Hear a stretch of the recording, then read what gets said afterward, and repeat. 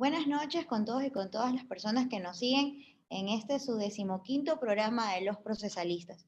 Para mí es un gusto saludarlos y es un gusto ver cómo cada día nuestra familia de Los Procesalistas sigue creciendo.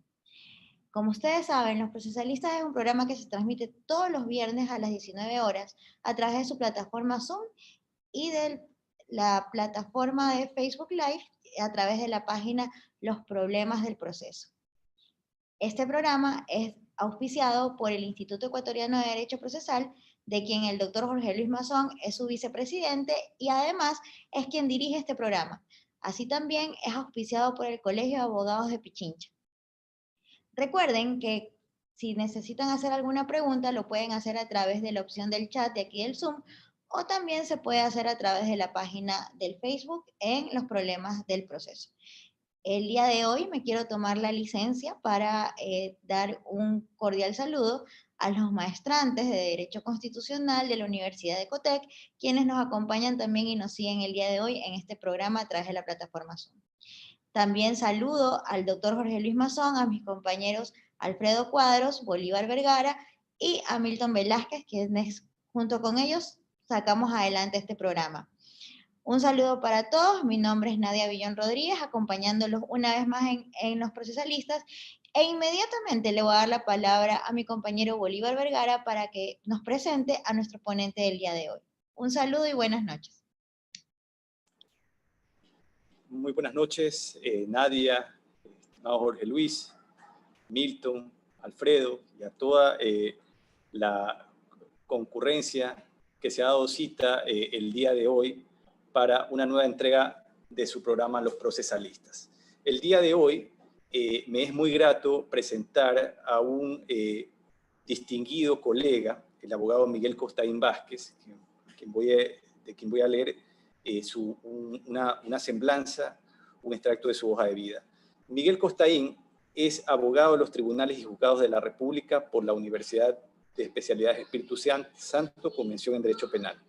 Es especialista en procedimientos constitucionales, es magíster en Derechos Fundamentales y Justicia Constitucional, es candidato a doctor PhD por la Universidad Pontificia Católica del Perú, es profesor de la maestría en Ciencias Penales y Criminológicas en el Instituto de Criminología y Ciencias Penales, Dr. Jorge Zavala Vaquerizo, profesor titular de la Facultad de Jurisprudencia de la Universidad de Guayaquil, a cargo de la Cátedra de Derecho Constitucional y Derecho Procesal Constitucional.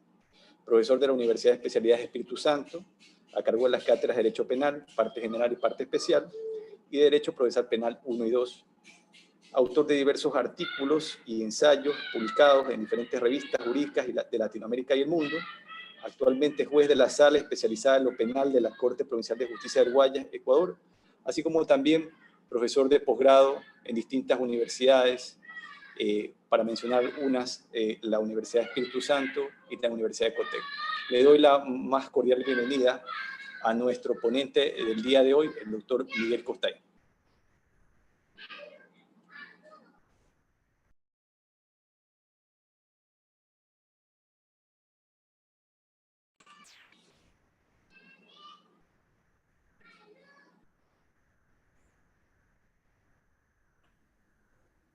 ¿Puede activarse el audio, doctor Costaín? Ok, perfecto, listo, ahora sí ya pude hacerlo. Bien, buenas noches con todos.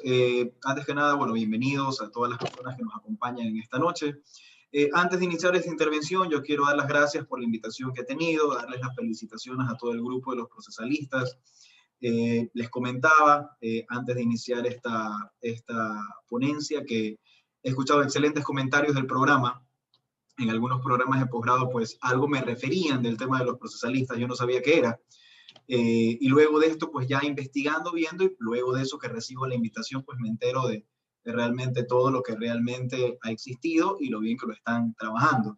Yo no tengo muchas redes, de hecho solamente tengo una red social que es LinkedIn, por eso no me entero a veces mucho del tema de las redes sociales, pero tengo entendido que lo que están haciendo es excelente. Entonces, y sobre todo por la amplitud del auditorio, porque de lo que veo no solamente son abogados, sino que también son maestrantes, también hay estudiantes de Derecho, entonces es un auditorio bastante amplio en el cual se encuentran y están abarcando.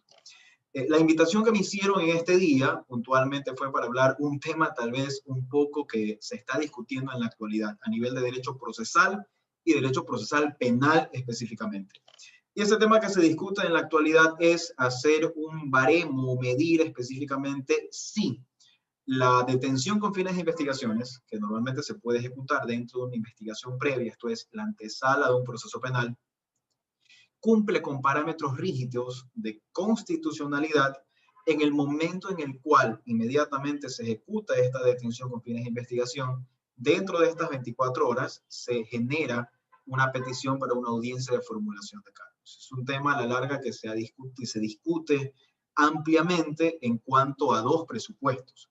Primero, si esta decisión, acorde al artículo 195 de la Constitución, que la tiene la Fiscalía General del Estado, es legal en primer término, y en segundo lugar, realizando un test, determinar si efectivamente es o no es constitucional.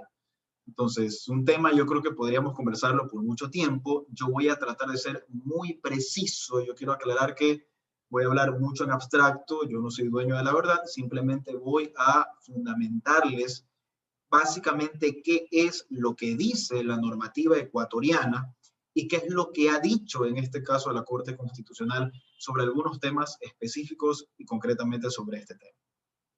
Quiero aclarar que lo que vamos a tocar en esta noche únicamente es una revisión normativa y una revisión a nivel jurisprudencial de lo que existe, de tal suerte que ustedes van realmente a tomar sus conclusiones. Yo no voy a concluir absolutamente nada, sino que simplemente voy a limitarme en este caso a darles un panorama completo sobre qué es la realidad y realmente a qué conclusiones podríamos arribar. Para empezar, lo primero que deberíamos de entender es qué se entiende por esta detención con fines investigativos. Y hay que entender que la detención con fines investigativos obedece a una finalidad específica. Como su nombre lo dice, una detención con fines investigativos. Y hay parámetros muy rígidos. En primer lugar, se ejecuta dentro de la antesala del proceso penal, esto es una investigación previa, y dentro de esa investigación previa se tiene que tener parámetros específicos. Una vez que se solicite de parte del fiscal ante el juez de la causa, en el cual no se va a realizar ninguna audiencia, sino que se ejecuta directamente, y de ser autorizada en el momento en que se ejecuta esa orden de detenciones con fines investigativos, es que se tiene que poner a órdenes de la autoridad. Aquí viene el primer problema. Si bien es cierto, esa orden con fines de investigación tiene parámetros específicos. Primero de ellos, receptar una versión. Es indispensable. No se puede ejecutar una detención con fines investigativos si no se le recepta la versión a la persona procesada. Y luego de esa versión tenemos el primer problema estructural y es simplemente normativo. Y son esas cosas que a veces nosotros no entendemos por qué no se ha hecho una reforma legal sobre este tema, cuando realmente es un tema estructural. Quienes están inmersos en la parte penal o están constantemente litigando en la parte penal deben de saber que es un problema neurálgico. Y es que el artículo 575 del Código Orgánico Integral Penal, numeral primero, taxativamente dice que para convocar a una audiencia se tiene que convocar al menos con 72 horas de anticipación. Y hay una coma y luego dice, excepto en los casos de delitos flagrantes. Entonces, primer problema no constitucional de legalidad. Esto es, ¿qué pasa en el momento en el cual yo ejecuto una orden de detención con fines investigativos, recepto la versión y la fiscalía pide una audiencia de formulación de cargos? ¿Qué pasa con este artículo 575 que me dice, momento, tiene que esperar 3 días para poderse notificar y poderla realizar? Entonces viene la primera antinomia y básicamente el primer problema estructural de legalidad. Entonces, ¿se puede o no se puede convocar? Entonces, ese es el primer problema. Vamos a señalar inicialmente los problemas. Segundo problema, ¿qué pasa si efectivamente esta orden de detención con fines investigativos se la plasma, se la ejecuta un viernes o un sábado? Y resulta que los jueces con competencia en delitos no flagrantes, porque este es un tema no flagrante, no están. Entonces, ¿a órdenes de quién se pone esta persona? Dos problemas estructurales, insisto. Entonces, básicamente cuando existen estos problemas, insisto, de legalidad, entonces hay que comenzar a investigar realmente cuáles son las soluciones procesales. Insisto, no hablo del tema constitucional aún, sino del tema estrictamente legal. Y el problema se presenta en este punto inicialmente por una falta de reforma a este artículo 575, que incluso en las últimas reformas tampoco se tocó, cuando debía haberse reformado. Entonces, ¿cuál es el problema? Entonces, que no sabemos si efectivamente se pueda o no se pueda convocar a esta audiencia en ese punto. Lógicamente, las voces que están en contra de esto, vamos a hablar de todos los parámetros, indican que no es posible. Y de hecho, en el momento en que se ejecuta esta orden de detención con fines investigativos, no se pueda formular cargos inmediatamente, sino que haya que esperar, en todo caso, estos 3 días. Pero la debilidad de este argumento viene a ser, bueno, entonces, ¿qué pasa con el artículo 195 de la Constitución? ¿Qué pasa con el artículo 595 del Código Orgánico Integral Penal, que le da la facultad al titular del ejercicio público de la acción, en este caso el fiscal, para poder iniciar el proceso? Es que el fiscal lo inicia. Entonces, ¿se está restringiendo las facultades de la fiscalía o no? ¿Y qué realmente es lo que tendría que primar? Solamente bajo este presupuesto, haciendo un ejercicio básicamente en este tema, realizando una solución de antinomias, se podría determinar que efectivamente el artículo 595 le da la facultad a la fiscalía de iniciar este proceso penal y con ello formular los cargos. Y bueno, si la detención con fines investigativos es hasta 24 horas, se entiende dentro del proceso que en esas 24 horas debería sustanciarse esta audiencia de formulación de cargos. Aquí básicamente vienen los criterios contrarios, ¿no? ¿Quién realiza la audiencia? Obviamente hay que convocarla y hay que llevarlo ante el juez que está en ese momento, para que a la larga ese juez que es de competencia en delitos flagrantes, y aquí estamos en todas partes del país, hay que entender que no en todas las provincias, no en todas las ciudades, no en todos los cantones, el sistema de justicia funciona igual. Porque hay unidades multicompetentes, hay unidades de justicia especializada, hay unidades distintas. Entonces, hay jueces, como por ejemplo en la ciudad de Guayaquil, que son de competencia específica en delitos flagrantes. En otros cantones tal vez no. Tienen todas las competencias en una multicompetencia penal, pero hay que ver exactamente dónde se ejerza. Entonces, ¿qué es lo que sucede en ese momento? O sea, debería a la larga un juez con competencia en delitos flagrantes conocer este tema. Pero a la larga seguimos básicamente en criterios. O sea, yo siempre sostengo, cuando tenemos esta duda básicamente, en cuanto a los diferentes criterios de aplicación, de qué es lo que se tendría que aplicar. Olvidémonos de la solución de antinomias, y es el artículo 575, numeral primero, que me dice, no se debe de convocar audiencias sino después de 72 horas. Pero sin embargo, la detención con fines de investigación solamente es por 24 horas. Adicionalmente a este tema, entonces hay que ver que la Constitución le faculta a la Fiscalía entonces formular los cargos. Entonces, ¿cuál a la larga viene a ser la respuesta a este tema? Estos criterios y estas inconformidades sobre este tipo de procedimientos no son nuevas y a nivel nacional han sido muy amplias en general. Y la única forma de poder dilucidar qué es a la larga lo que se deba de aplicar, insisto, aquí no vamos a hablar de lo que yo pueda estar de acuerdo o no. Mi misión simplemente es darles los insumos para ver qué es lo que ha pasado en este momento. Y aquí sí entro a la parte constitucional. Me salgo del tema del parámetro de legalidad. Estos argumentos sobre estos temas específicamente han sido materias de algunas garantías jurisdiccionales. Y hablando de materia penal, una de ellas, la más usada. Y esta quizás la más usada viene a ser las acciones de habeas corpus. Entonces, habeas corpus precisamente implantado sobre estos temas. Entonces, se plantea el habeas corpus, la persona dice, momento, me detuvieron con fines investigativos, me receptaron la versión, es muy cierto, pero momento, el artículo 575 sostiene que hay que esperar a la larga hasta 3 días y se está restringiendo mi derecho a la defensa. Entonces, debemos de recordar que en el habeas corpus hay 3 parámetros de acción, lo que tiene que ver con la ilegalidad, la arbitrariedad y la falta de legitimidad de la orden. Entonces, ¿qué resulta? Que se sostendría entonces que la ilegalidad vendría a enfocarse como la falta de respeto frente a una norma. Entonces, se está faltando a esta norma, viene a ser ilegal, no se cumple con los presupuestos, concretamente del artículo 534, y a la larga se emplea el habeas corpus. Y eso es alguna de las alegaciones que han pasado. Insisto, a nivel nacional.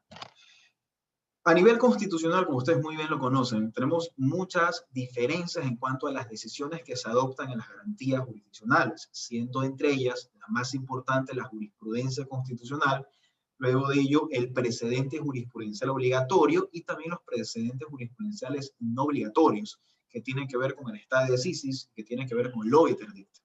Entonces la pregunta es, a través de estos temas, ¿existe o no existe jurisprudencia vinculante? ¿Existe o no existe precedente jurisprudencial obligatorio? ¿Y qué es lo que ha dicho la Corte Constitucional o qué es lo que ha dicho también la Corte Nacional de Justicia, que normalmente en procesos penales que no cuentan con una sentencia ejecutoriada y que son sujetos de acciones habeas corpus, pueden conocer las apelaciones como última instancia en doble conforme? Estos temas, insisto, no son nuevos. Por mucho tiempo se discute esto. Desde el 2014 hasta la actualidad existen estas dudas. Y a nivel de fichas de selección, recordemos que todas las decisiones en garantías jurisdiccionales de parte del sistema de justicia, acorde a lo previsto por la propia Constitución de la República y el Código y la Ley Orgánica de Garantías Jurisdiccionales, se remiten siempre hacia la Corte Constitucional. La Corte Constitucional puede tener varios parámetros. Entre ellos, unos parámetros van a ser también el criterio de selección, un principio de sensoriales. Entonces, ¿qué resulta? Que la Corte puede seleccionar sentencias y transformarlas en jurisprudencias vinculantes. Yo voy a la página directamente de la Corte, pido ver las fichas de selección y encuentro muchas sentencias.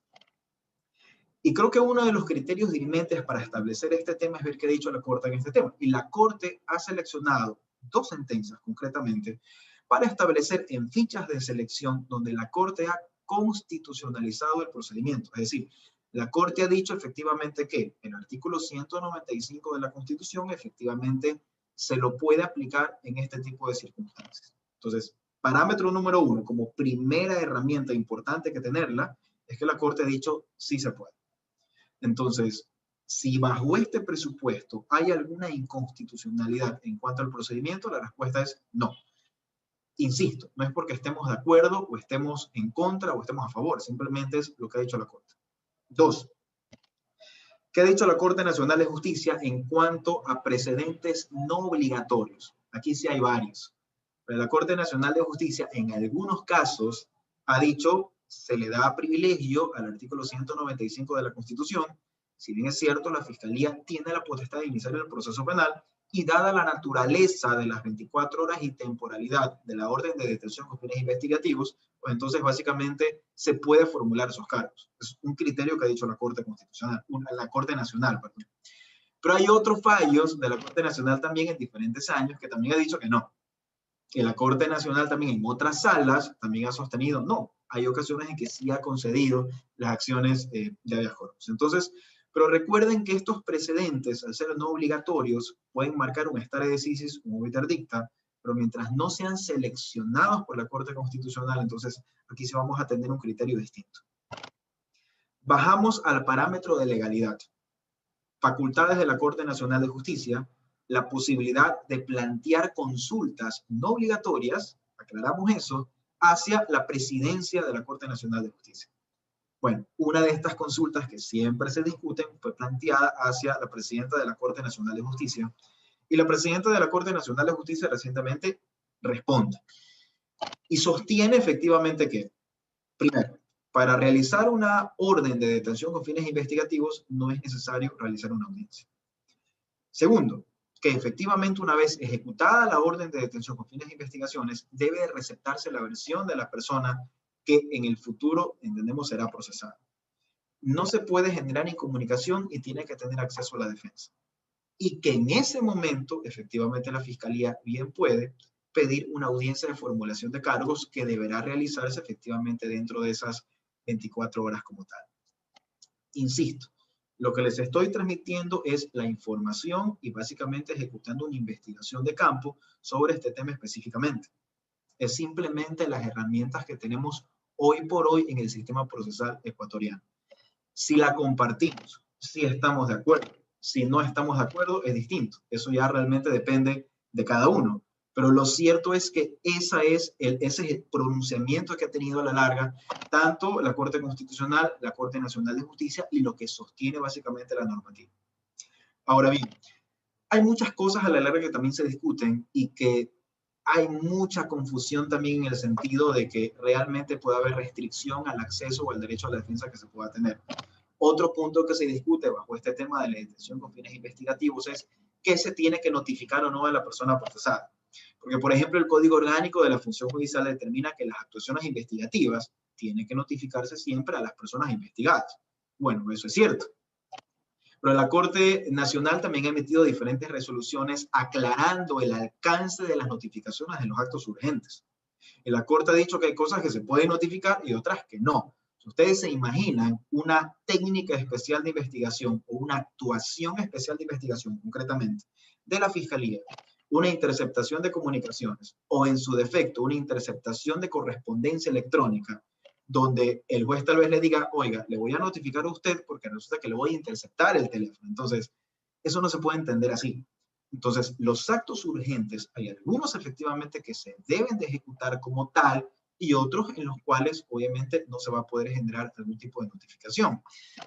Otro tema, por ejemplo, también muy discutible en temas de delincuencia organizada, temas de asociación ilícita, en los cuales hay ocasiones en que hay monitoreo o escuchas telefónicas, pero resulta que no se tiene claro cuál es la identidad clara de la persona. Entonces, obviamente va a generar algún tipo de notificación al respecto. O sea, no podemos confundir entonces lo que son las técnicas especiales de investigación con las actuaciones especiales de investigación. De hacerlo, diríamos entonces que nunca podrían ser plasmadas o ejecutadas.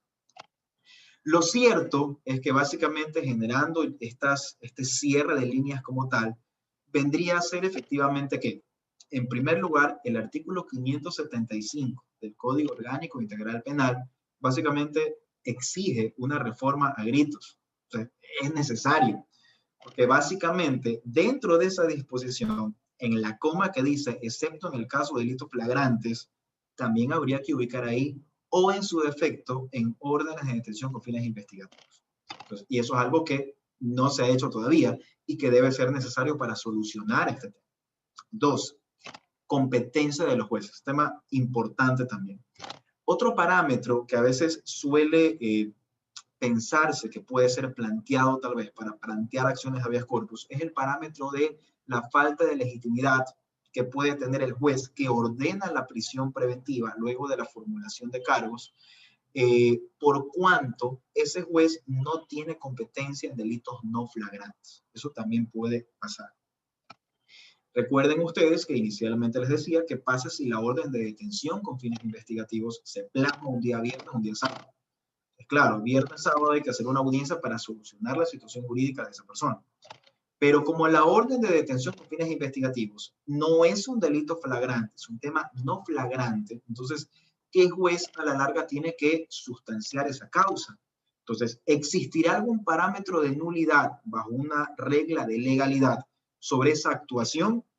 ¿O a la larga, qué es lo que debería de pasar? La solución a este punto también, aclaro que el parámetro de falta de legitimidad también debe de analizarse concretamente desde lo previsto por la óptica de legalidad también, concretamente Código Orgánico de la Función Judicial y de forma específica artículo 129 de ese cuerpo legal, numeral 10, donde básicamente en el fuero penal, en el proceso penal, la competencia del juez siempre se puede subsanar con la inhibición, excepto un solo caso: la incompetencia en razón de la materia. Es que cuando tenemos incompetencia en razón de la materia, no hay solución. La inhibición no lo es simplemente una nulidad.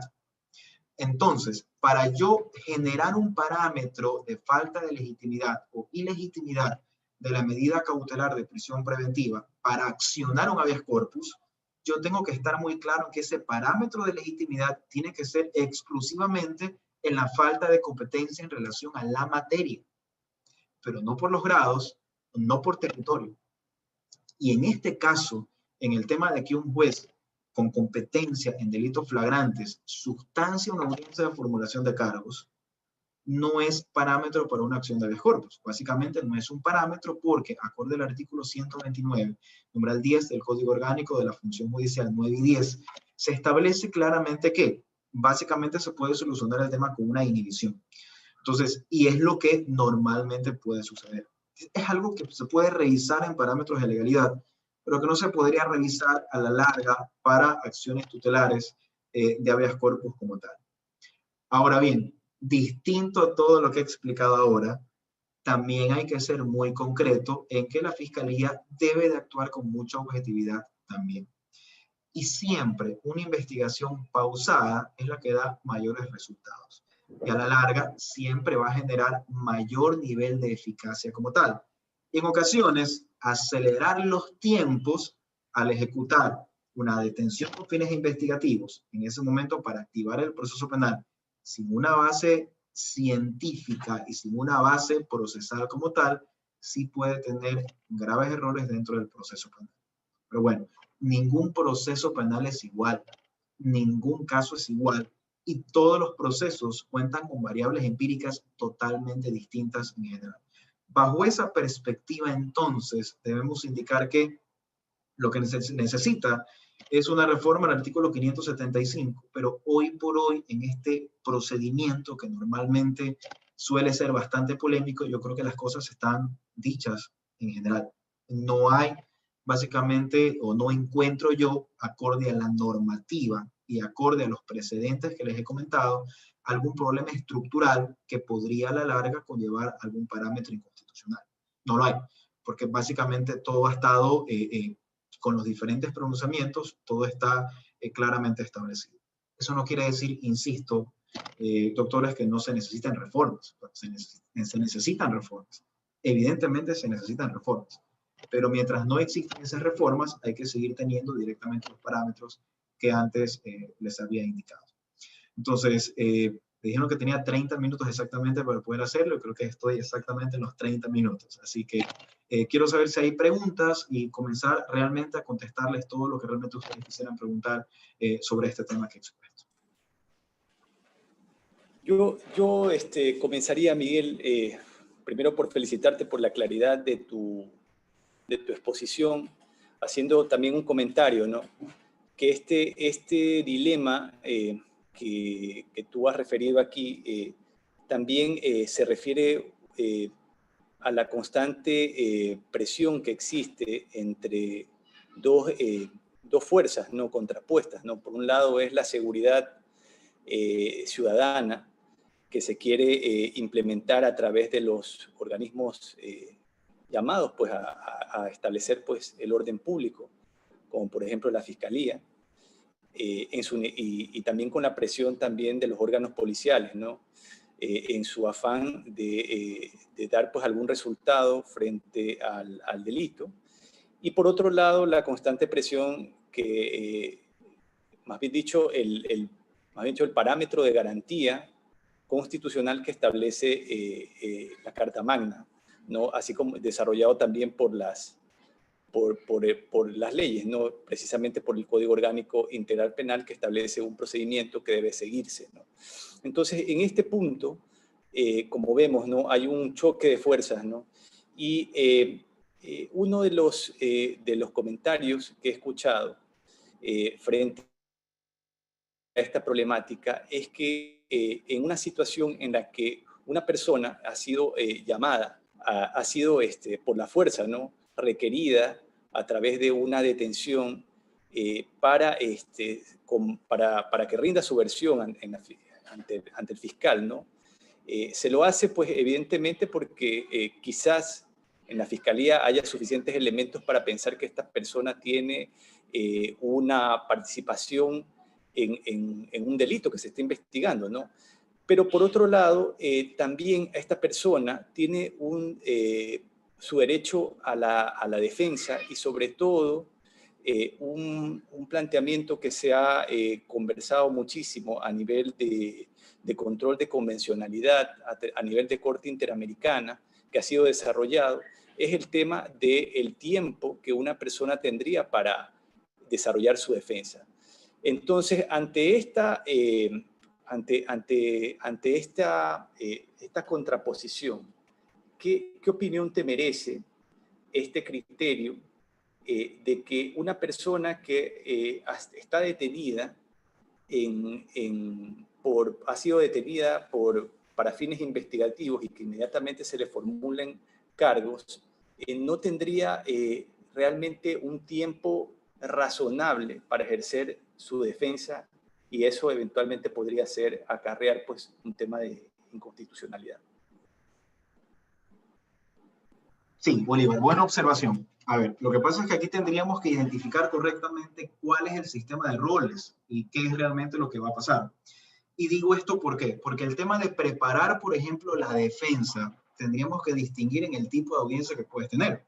Porque no es lo mismo tener una audiencia de formulación de cargos que, por ejemplo, restringir este derecho a la defensa en una audiencia de juicio, en una audiencia de evaluación o preparatoria de juicio, que los efectos van a ser totalmente distintos. ¿Qué es una audiencia de formulación de cargos? La pregunta es, ¿el fiscal la inicia? Sí, el fiscal la inicia. Hay una diferencia de roles como tal. El fiscal básicamente, acorde al artículo 595, inicia el proceso, debe de cumplir con parámetros rígidos en esta audiencia. ¿Cuáles son los elementos de convicción que tiene sobre la existencia del delito? Elementos de convicción suficientes, en este caso, sobre la participación que se pueda tener o no. Hacer un relato fáctico de lo que ha pasado e indicar cuáles son esos elementos de convicción que encuentra en ese momento y si solicita o no medidas cautelares. Ese es el rol del fiscal. ¿Cuál es el rol de la defensa? O sea, la pregunta es entonces, ¿la defensa puede o podría básicamente decirle al juez, oiga, señor juez, usted le tiene que impedir al fiscal que inicie la formulación de cargos? Entonces, la pregunta es, ¿el juez está en capacidad de ejecutar ese control de legalidad? Aquí hay otro debate muy amplio. Yo sostengo que no, porque quien inicia el proceso penal va a ser el fiscal. La responsabilidad del inicio del proceso penal es del fiscal. El rol del juez únicamente se limita a ¿qué? En una audiencia de formulación de cargos. A seleccionar el tipo de procedimiento que va a tener. Esto es, procedimiento directo, procedimiento ordinario. Segundo, a establecer el tiempo de duración que va a tener en este caso esa instrucción. 30, 60, 90 días, 45 días, según sea el tipo de procedimiento a aplicarse. En tercer lugar, pronunciarse sobre las medidas cautelares que ha solicitado en este caso la Fiscalía. Ese es el corazón y el rol protagónico de la defensa en una audiencia de formulación de cargos. ¿A qué quiero llegar con esta explicación? Que básicamente esa aparente restricción al derecho a la defensa, lo único que podría considerarse como método de aplicación es de que yo no tengo el tiempo para justificar un arraigo social. Pero veamos qué es lo que dice hoy por hoy el artículo 534 del Código Orgánico Integral Penal. O sea, uno piensa que es fácil dictar la prisión preventiva. No es fácil. Hoy es más difícil que ayer. O sea, no es realmente tan sencillo. Porque a raíz desde el 21 de junio del 2020, que está vigente las reformas al Código Orgánico Integral Penal. Entonces, el artículo 534 del Código Orgánico Integral Penal es mucho más rígido. Entonces, concretamente el tercer inciso de este artículo 534 del Código Orgánico Integral Penal establece que para que se dicte la prisión preventiva, tiene que en todo caso determinarse que las medidas no privativas de libertad son insuficientes para garantizar la comparecencia a juicio de la persona procesada y su eventual cumplimiento de pena y reparación integral. Y luego de eso vamos en la parte de la reforma. Los partes y demás indicios como tal de la conducta anterior de la persona no pueden ser indicativos para poder dictar una prisión preventiva. Entonces yo me pregunto, en una flagrancia donde básicamente tiene el fiscal inmediatamente los elementos 24 horas para poderla sustentar, o fuera de la flagrancia, una orden de detención con fines investigativos, al fiscal lo ponen a correr. Entonces, aquí yo voy directamente con un concepto sencillo. La regla general es no dictar la prisión. La excepción es dictarla. La excepción es dictarla. Entonces, ¿por qué? Porque básicamente esa es la norma que tenemos. O sea, no es un problema en síntesis de su aplicación. El problema simplemente es la norma que se tiene. Ahora bien, si habláramos de otro tipo de audiencia, concretamente una audiencia de evaluación o preparatoria de juicio, una audiencia de juicio, donde yo tengo que preparar mi prueba en una audiencia de juicio en 24 horas, yo te digo sí, obviamente vas a restringir ahí el derecho a la defensa, porque preparar una prueba en 24 horas para una audiencia, por muy buen procesalista que seas, vas a fallar. Entonces necesitas un poco más de tiempo. Pero en una audiencia de formulación de cargos, entendiéndose el rol de la audiencia de formulación de cargos en cuanto a la defensa, ¿cuál es? ¿Puedes impedir la formulación de cargos? No lo puedes impedir. ¿Cuál es tu rol como defensor? evitar que hayan medidas cautelares en contra de la persona que defiendes. Entonces, en ese momento, el rol en este caso del defensor básicamente es ese, que su defendido se defienda como tal en libertad. Ahora, otro sector, académicamente hablando, dice, momento, el juez sí tiene que impedir que el fiscal formule cargos. Yo siempre acostumbro en cualquier módulo, en cualquier conferencia, en cualquier lugar, decir si lo que yo digo tiene respaldo o medio de verificación legal. Y este argumento de que el juez tiene que impedirlo no tiene respaldo, básicamente. La norma no dice eso. La norma no lo dice. Y como la norma no lo dice, o no encuentro ningún precedente jurisprudencial obligatorio o sentencia que hable al respecto, pues entonces no podría indicar que se debería de hacer. Entonces, hay una diferencia, como te digo, Bolívar, en cuanto al tipo básicamente, de audiencias que se puede tener. Entonces, yo no veo realmente como una restricción al derecho a la defensa en eso, porque la formulación de cargos y el proceso va a iniciar. El tema es si te puedes o no te puedes defender en libertad. Se restringiría la defensa si la norma dijera otra cosa. Pero el problema, insisto, no es tanto de aplicación. Es básicamente lo que he indicado ahora, ¿no? Veo que hay otras preguntas, no sé si de pronto las puedo ir leyendo yo, las voy contestando directamente. Lidia Mantilla dice, buenas noches. En caso de que no se pueda notarizar arraigos, ¿se puede presentar documentación original? Yo creo que sí, se puede. Puedes hacerlo. Muchas veces, y es un problema a veces que existe, ¿no? A veces, imagínate un tema a las 2 de la mañana, 3 de la mañana, donde realmente no puedes a la larga presentar algo. Entonces, a la larga se puede presentar una documentación original, pides desgloses.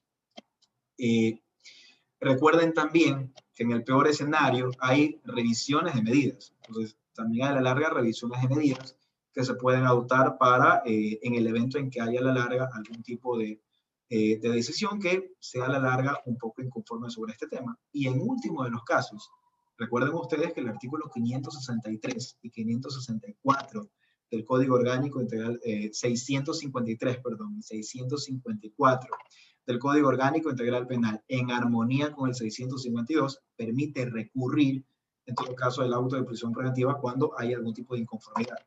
Y por último, si no estoy conforme con la justicia ordinaria, tengo garantías jurisdiccionales, acciones habeas corpus, en las cuales puedo a la larga generar algún tipo de alegación sobre estos temas. Pero en sí el sistema procesal ecuatoriano, que es transversal con el sistema constitucional, permite muchas formas a la larga de poder generar o manifestar las diferentes inconformidades que yo pueda tener con cualquier decisión judicial. Y a la larga siempre pues un juez podrá tomar la decisión que corresponde. Aquí hay una pregunta interesante, Miguel, que nos hace Martín Almeida. Dice, pasadas las 24 horas de realizada la solicitud de orden de detención con fines investigativos por parte de la Fiscalía, el juez aboca conocimiento de la detención y tiene 24 horas para señalar día y fecha y hora para la audiencia, la misma que deberá realizarse dentro de los 5 días posteriores a la solicitud. Y si no se realiza la convocatoria de la audiencia siguiendo las reglas del artículo 594 del COIP, ¿existiría algún vicio de procedimiento?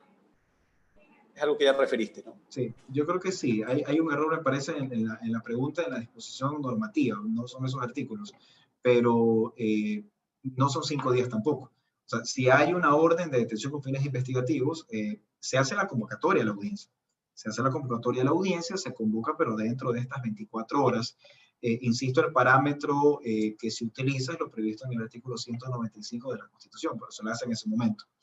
¿En qué momento ya no se podría realizar o básicamente se podría discutir una ilegalidad en la detención? En el momento en que se genera, en este caso, esta audiencia fuera de las 24 horas desde que se generó la aprehensión de la persona.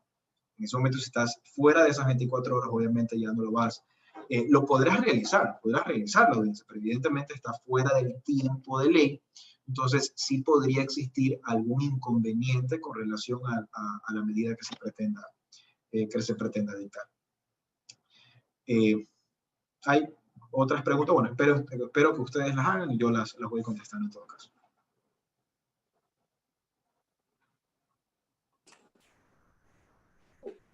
Jorge Sánchez ha realizado esta pregunta. ¿Qué sucede si se le detiene a alguien con fines investigativos y no se le toma la versión? sin embargo se le formulan cargos. Debe tomarse la versión. O sea, lo que te puedo decir es que la versión es que es importante, y de hecho así lo ha indicado la presidenta de la Corte Nacional de Justicia en las consultas, que no son obligatorias, pero generan un parámetro importante, ¿no? Es importante. O sea, lo primero que tiene que hacer en este caso un fiscal siempre va a ser receptar la versión, y es algo muy necesario. No hacerlo podría representar así una afectación, una restricción a su defensa como tal, ¿no? A la larga es un requisito indispensable. La orden de detención con fines investigativos, como su nombre lo dice, es investigar. Pero recuerden que la finalidad de una investigación previa es dual: determinar elementos de convicción que permitan tener criterios para iniciar un proceso, o también desvirtuarlo como tal. Entonces, la versión libre y voluntaria de una persona que esté siendo sospechosa o indagada es importante para que el fiscal pueda tener insumos al momento incluso de la formulación de cargos para saber solicitar medidas o no. Porque el fiscal puede solicitar la audiencia de formulación de cargos, puede iniciar el proceso, pero esa versión puede ser muy importante también para el fiscal, para que el fiscal conozca si pide o no pide medidas de, en este caso, cautelares de carácter personal. Puede ser que producto de la versión el fiscal diga no va a ser necesario. Realmente yo puedo pedir medidas alternativas a la prisión preventiva. Entonces, sí es importante, una vez que se ejecuta esta orden, que se recepte siempre la versión. Es indispensable esto, eso no puede fallar.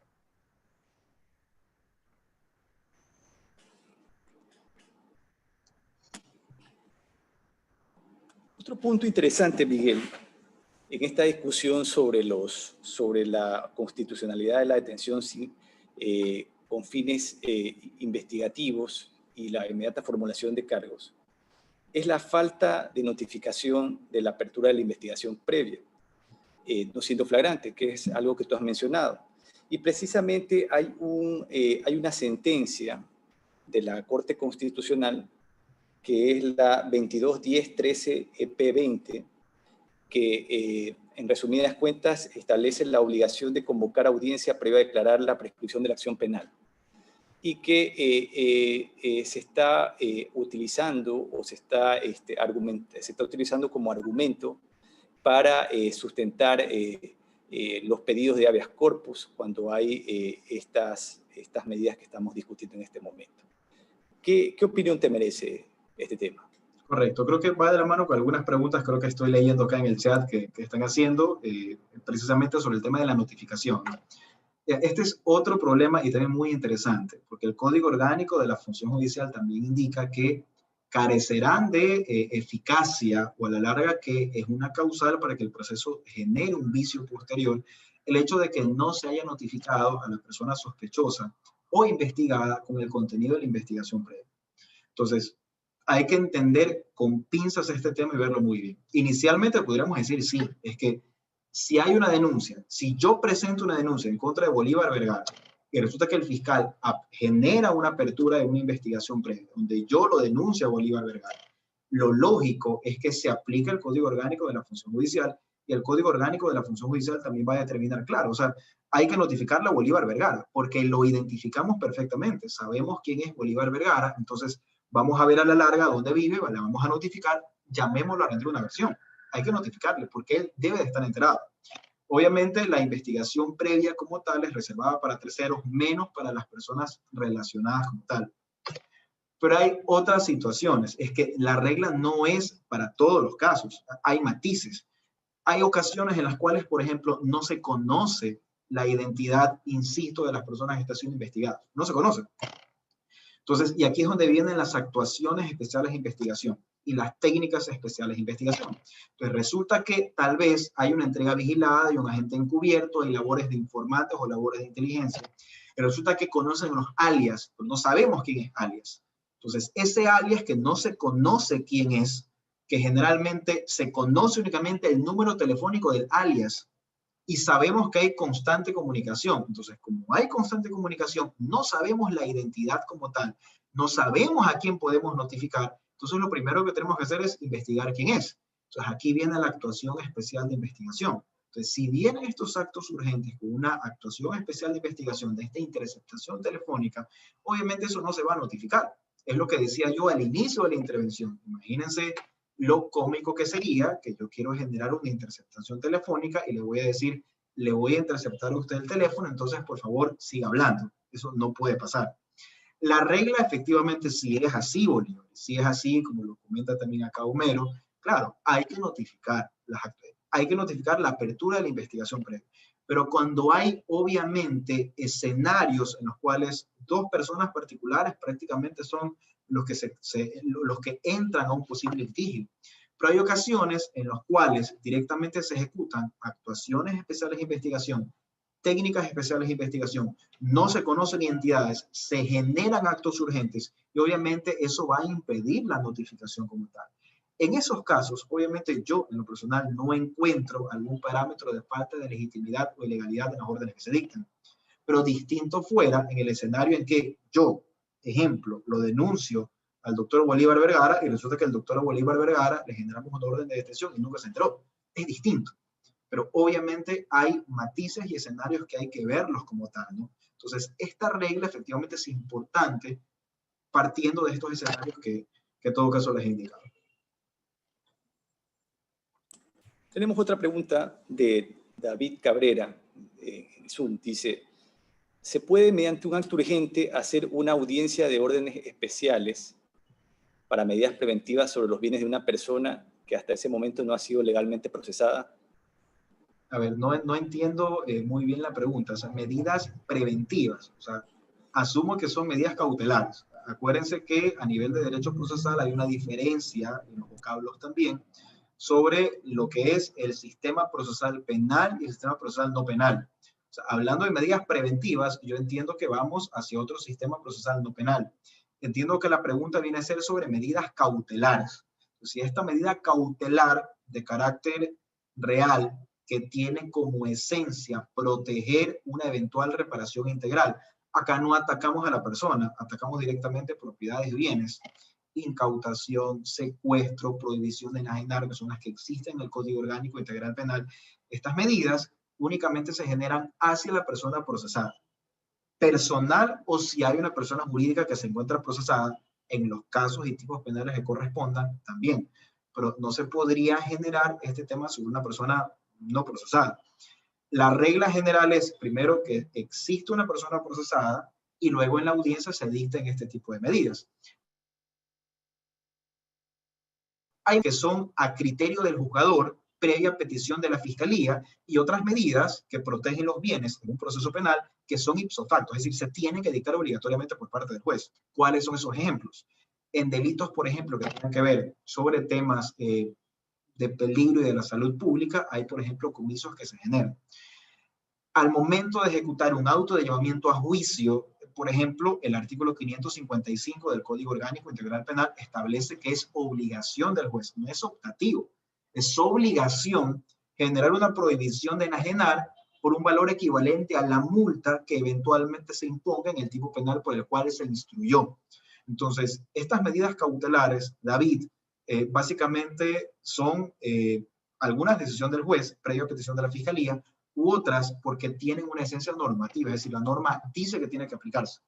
Pero la regla general es que primero exista un proceso sobre las personas que en todo caso van a estar acá y luego de eso que se puedan eventualmente liberar.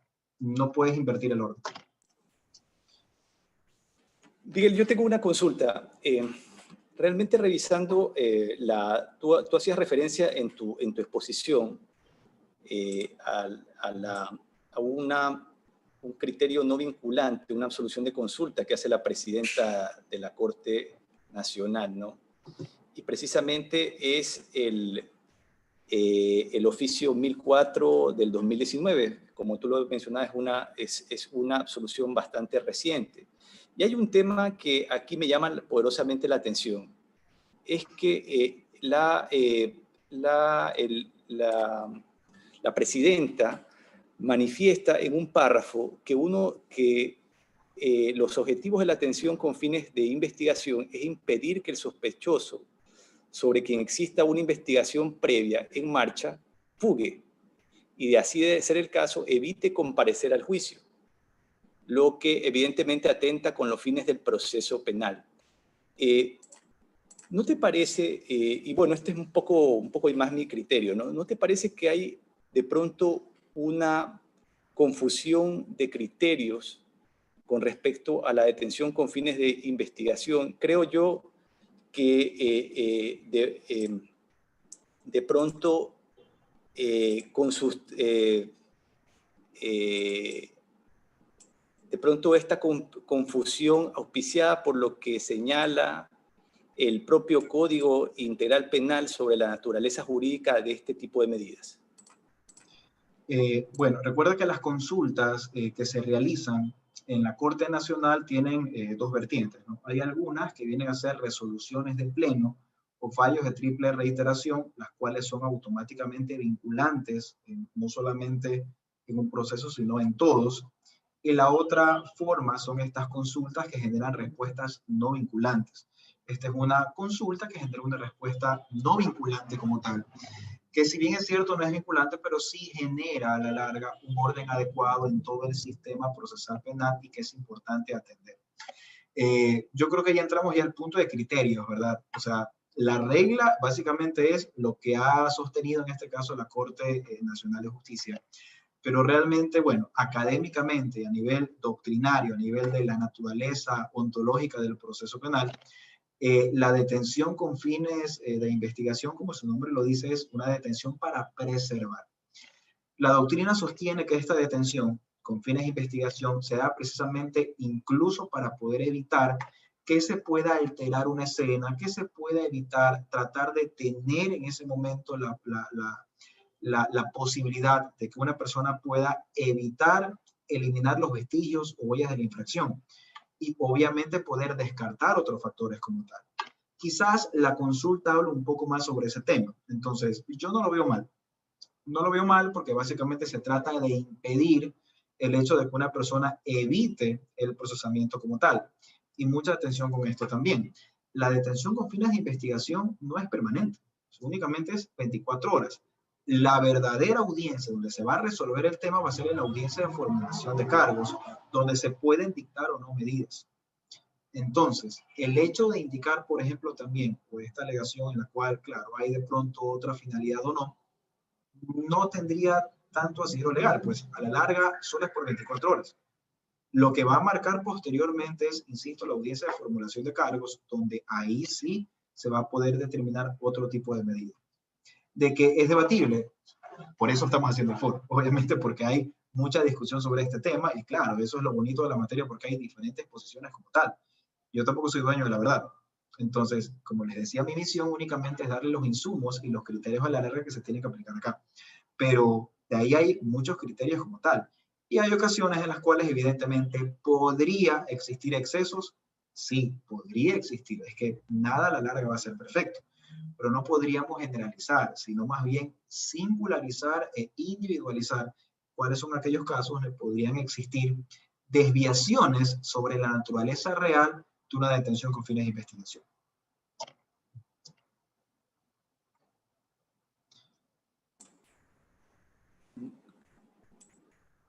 Creo que hemos leído ya algunas de las preguntas del público.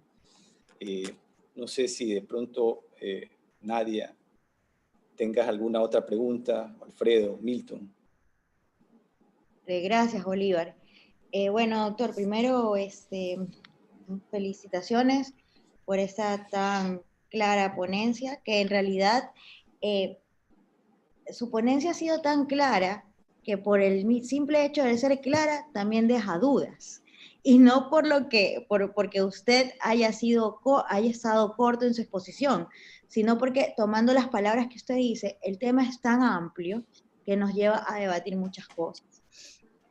Por ejemplo, considero yo, y no sé, que quisiera también saber su opinión al respecto, considero yo que a la persona que se le dicta una medida de prisión preventiva luego de haber sido detenido para fines investigativos y luego pasa a la formulación de cargos, está evidentemente en una asimetría de armas frente a los otros que también forman parte del proceso.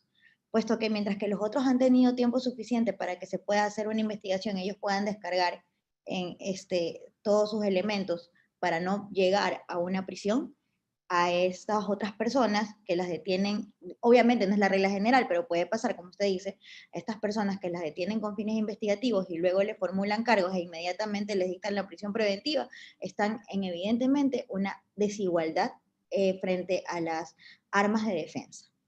No sé qué opina usted al respecto. Insisto, son casos individualizados, pero a mí sí me tocó ver uno en el que se lo detuvo para fines investigativos a esta persona, inmediatamente le hicieron la formulación de cargos y posteriormente prisión preventiva. Entonces, ¿en qué momento sucedió todo esto? En menos de un día, ¿ya?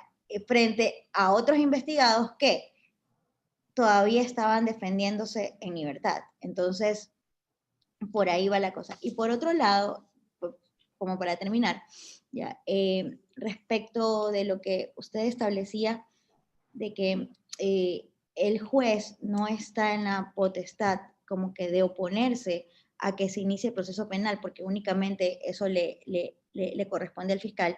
Y usted, aquí lo anoté, que usted ha dicho, mientras no se tenga respaldo legal, entonces precisamente, mientras que no existe un respaldo legal, usted ha dicho que hay que hacer, que diga lo contrario a lo que yo pienso, hay que hacer simplemente lo que está en la ley.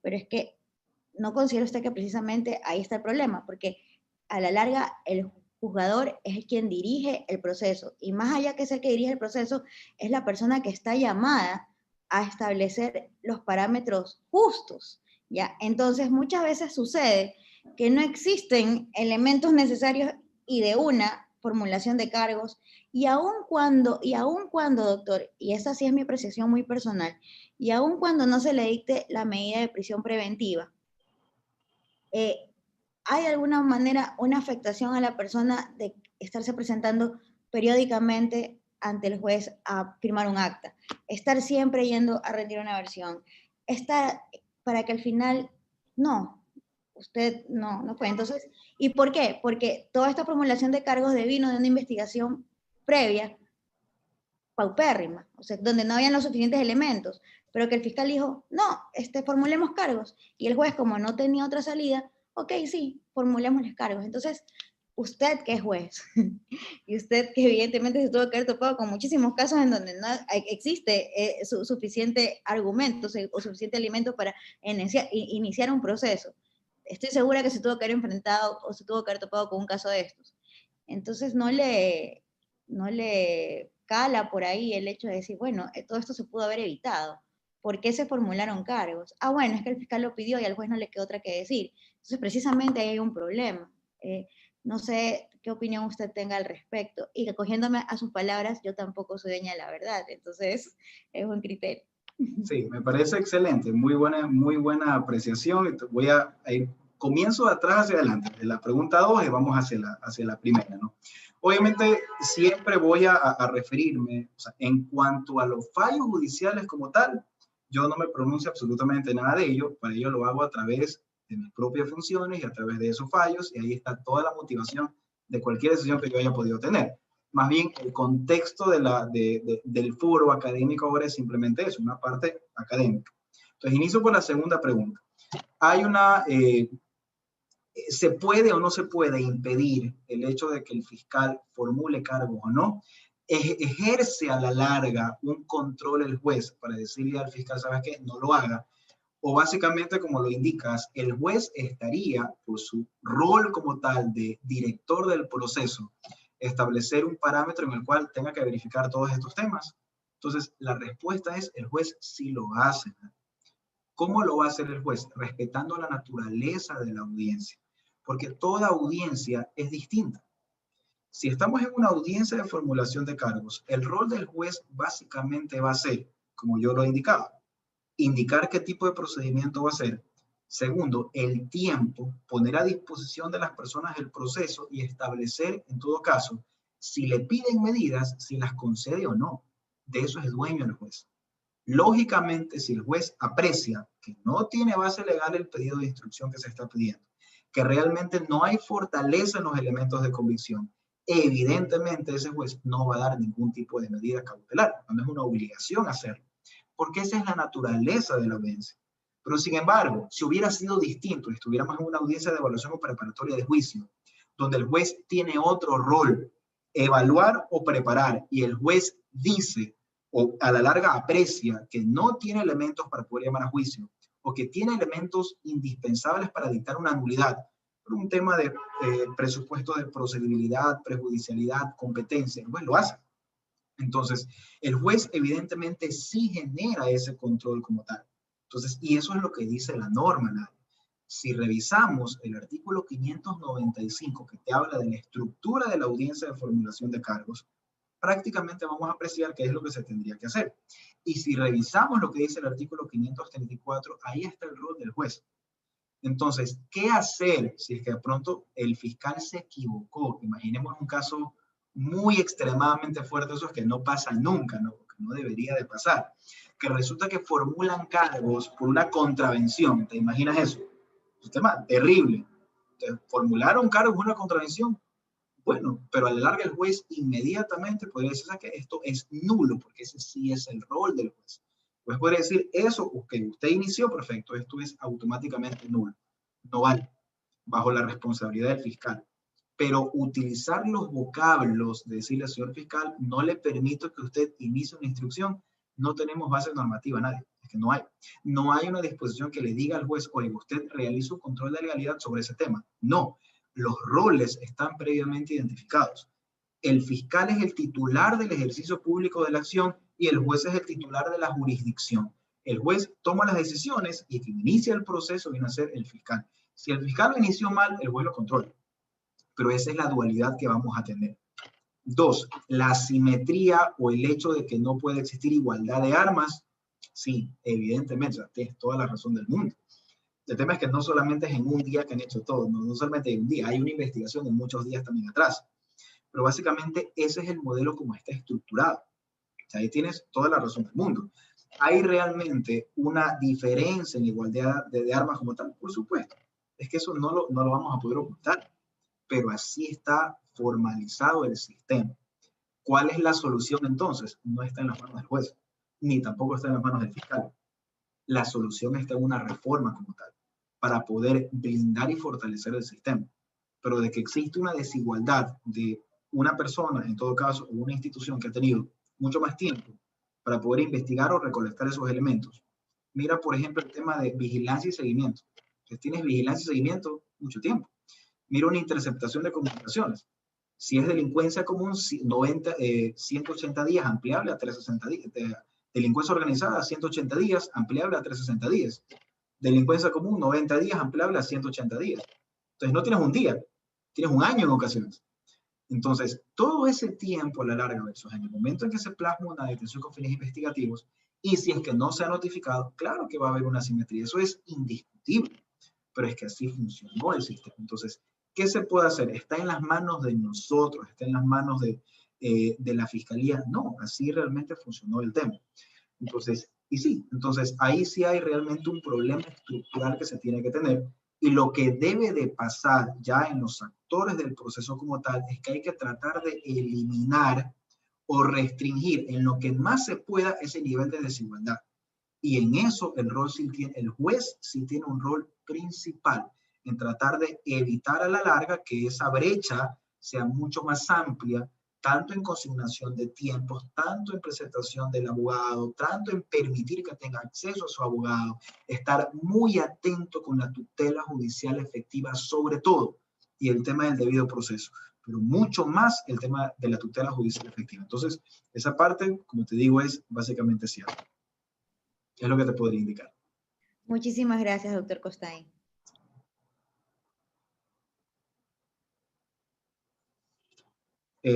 Hay otras preguntas más, no sé si las ustedes me dicen o yo las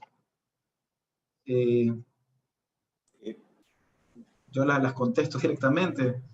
Miguel, creo que por el tiempo ya tenemos que... Concluimos, sí. Ya estamos sí. Okay. Por concluir. Entonces yo realmente no sé si se encuentra Jorge Luis para dar las palabras de cierre. Ahí está Jorge Luis. Gracias. Perdón, estaba atento. Quiero agradecer en nombre de todos quienes hacemos los procesalistas a Miguel Costain por esa extraordinaria conferencia que ha hecho esta noche y por la bondad que ha tenido para contestar tantas preguntas también. Muchas gracias, estamos, como digo, muy agradecidos y muy contentos con tu presencia, Miguel. Has sido un invitado de lujo para nuestro programa. Ha habido una gran acogida en la audiencia, tanto aquí en la sala de Zoom como en Facebook. Nos quedamos contentísimos de eso también. Y bueno, creo que nuestro auditorio también es obligatorio que agradezca mucho a todos quienes en este horario inconstitucional, como suelo decir yo, de viernes en la noche para hablar de derecho procesal, es una de las ideas más locas, pero cada viernes me sorprende un poco más que siga funcionando. Hoy se han conectado más de casi 250 personas entre el Zoom y el Facebook, entonces nos quedamos contentos. Gracias a todos, gracias Miguel otra vez. Esperamos tenerte en el futuro en una nueva oportunidad para volver a tener. ¿Quisieras decir tal vez algo al final?